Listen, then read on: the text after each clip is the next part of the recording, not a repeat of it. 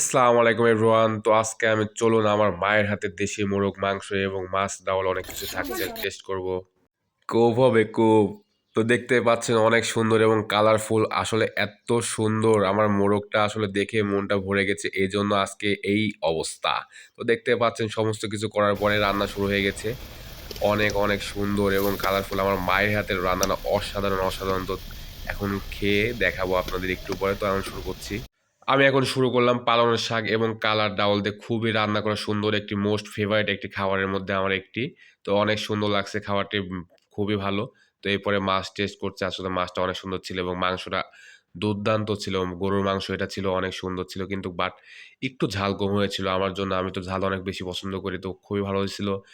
তো দেখতে পাচ্ছেন এবার আমি দেশি মোরগের কলিজাটা নিয়ে নিয়েছি। ওয়াও! ফ্যান্টাস্টিক ছিল খেতে, আসলে অনেক সুন্দর ছিল মাশাআল্লাহ। তো দেখতে পাচ্ছেন আসলে মাংসটা এত মজা হয়েছে, মানে খুবই, খুবই পারফেক্ট একটা খাবার ছিল। গ্রামের মোরগের আসল স্বাদ এবং খুবই নরম এবং পারফেক্ট মসলার সাথে খুবই একটা দুর্দান্ত কম্বিনেশন ছিল। আসলে এত সুন্দর ছিল খেতে, মানে ওয়াও! মানে অসাধারণ ভাই। এরপরও বুঝতে পারছেন আসলে স্বাদটা দ্বিগুণ হওয়ার কারণ কি? মায়ের হাতের রান্না, বুঝতে পারছেন আসলে অনেকদিন পরে খুবই ভালো লাগলো খেতে। আর ঘটনা হচ্ছে এই মোরগ আসলে বাবা আর আমি ছাড়া কেউ খায় না। মা তো এটা খায় না। অনেক, অনেক ফেভারিট আমাদের। খুবই ভালো লাগছে আলহামদুলিল্লাহ। আর হ্যাঁ, অবশ্যই কেমন লাগলো ভিডিওটা অবশ্যই লাইক, কমেন্ট করতে, সাবস্ক্রাইব করতে ভুলবেন না এবং পাশে থাকবেন সবাই।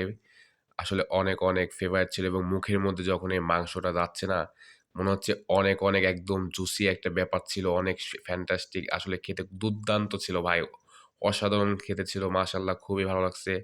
আসলে এই দেশি মোরগের স্বাদ তো সবাই জানেন, অসাধারণ ছিল। ফাটাফাটি, ফাটাফাটি সুপার!